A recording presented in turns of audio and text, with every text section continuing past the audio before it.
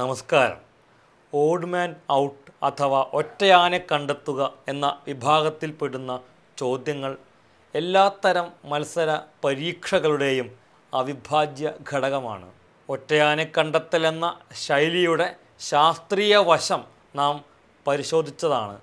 ഏതെങ്കിലും പൊതുവായ സവിശേഷതകളുടെ അടിസ്ഥാനത്തിൽ തന്നിരിക്കുന്ന വാക്കുകളെ ഒരു ഗണത്തിൽപ്പെടുത്തുകയും അതിൽ ഉൾപ്പെടാത്തതിനെ കണ്ടെത്തി വേർതിരിക്കുകയുമാണ് ഇതിൽ ചെയ്യേണ്ടത്. ലളിതമായ ഒരു ചോദ്യം കൂടി പരിശോധിക്കാം. Hydrogen, oxygen, iodine, nitrogen, chlorine ഈ കൂട്ടത്തിൽ ചേരാത്തതേത്? ഇവയെല്ലാം മൂലകങ്ങളാണ്. നമ്മൾ ഹൈസ്കൂൾ ക്ലാസ്സുകളിൽ പഠിച്ച ആവർത്തന പട്ടിക മനസ്സിൽ ഓർക്കാവുന്നതാണ്. പലപ്പോഴും ഇത്തരം ചോദ്യങ്ങളിൽ തന്നിരിക്കുന്ന മൂലകങ്ങളുടെ സ്ഥാനം, ഗ്രൂപ്പ് തുടങ്ങിയവ മനസ്സിൽ വന്നാൽ ഉത്തരത്തിലേക്ക് എളുപ്പം എത്താൻ സാധിച്ചെന്നു വരാം. പക്ഷേ ഇവിടെ ഉത്തരം വളരെ വ്യക്തമാണ്. തന്നിരിക്കുന്ന മൂലകങ്ങളുടെ പ്രത്യേകത ശ്രദ്ധിച്ചാൽ മതിയാകും. ഇതിൽ ഹൈഡ്രജൻ, ഓക്സിജൻ, നൈട്രജൻ, ക്ലോറിൻ എന്നിവയെല്ലാം സാധാരണ നിലയിൽ വാതകങ്ങളാണ്. അയഡിൻ ദ്രാവകാവസ്ഥയിലാണ് കണ്ടുവരുന്നത്. അതിനാൽ അയഡിനാണ് കൂട്ടത്തിൽ ചേരാത്ത ഒറ്റയാൻ. ഇതുവരെ നാം പരിശോധിച്ചത് മുഴുവൻ വാക്കുകളുമായി ബന്ധപ്പെട്ട യുക്തി പരിശോധനാ വിഭാഗങ്ങളാണ്. മറ്റു വിഭാഗങ്ങളും ഒന്ന് കണ്ണോടിച്ചു നോക്കാം.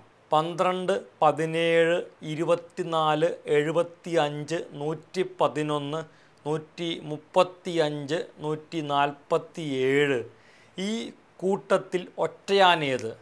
തന്നിരിക്കുന്ന സംഖ്യകളുടെ പ്രത്യേകതകൾ മനസ്സിലേക്ക് കൊണ്ടുവരിക. ഇത്തരം ചോദ്യങ്ങൾ പതിവായി പരിശീലിക്കുന്ന ഒരാൾക്ക് സംഖ്യകളുടെയും വസ്തുക്കളുടെയും സവിശേഷതകൾ പെട്ടെന്ന് മനസ്സിലേക്ക് വരും.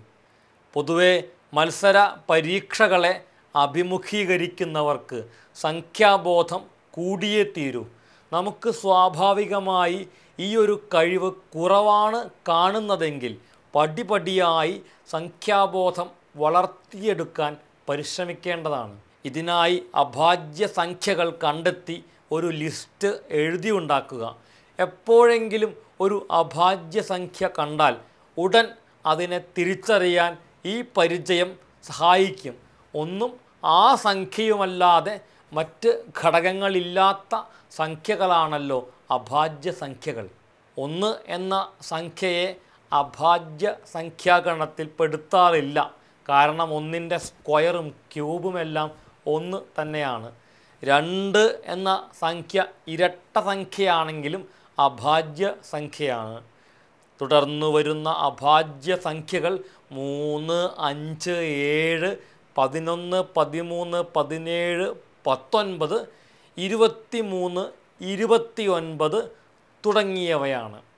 ഇത്തരത്തിലൊരു ലിസ്റ്റ് തയ്യാറാക്കി മനസ്സിരുത്തി പഠിക്കാൻ ശ്രമിക്കുക. എവിടെയെങ്കിലും അകലെ കൂടി ഒരു അഭാജ്യ സംഖ്യ നടന്നു പോകുന്നത് കണ്ടാൽ നമുക്ക് തിരിച്ചറിയാനുള്ള പരിചയം കൈവരും. അതുപോലെ സ്ക്വയറുകൾ, ക്യൂബുകൾ, സ്ക്വയർ റൂട്ടുകൾ തുടങ്ങിയവയുടെയും ലിസ്റ്റ് തയ്യാറാക്കണം. ഉദാഹരണത്തിന് 1, 4, 9, 16, 25, 36, 49, 64 എന്നിവ കണ്ടാൽ അവ സ്ക്വയറുകളുടെ കൂട്ടമാണെന്നും 1, 8, 27, 64, 125 എന്നിവ കണ്ടാൽ അവ ക്യൂബുകളുടെ കൂട്ടമാണെന്നും മനസ്സിലാക്കാം. 1, 64, 729 തുടങ്ങിയവ സ്ക്വയറുകളിലും ക്യൂബുകളിലും ഉൾപ്പെടുന്നതായും നമുക്ക് മനസ്സിലാക്കാം. തന്നിരിക്കുന്ന ചോദ്യത്തിൽ 17 ഒരു അഭാജ്യ സംഖ്യയാണ്. ബാക്കിയുള്ളവയെല്ലാം വിഭാജ്യ സംഖ്യകളാണെന്ന് മനസ്സിലാക്കാവുന്നതാണ്.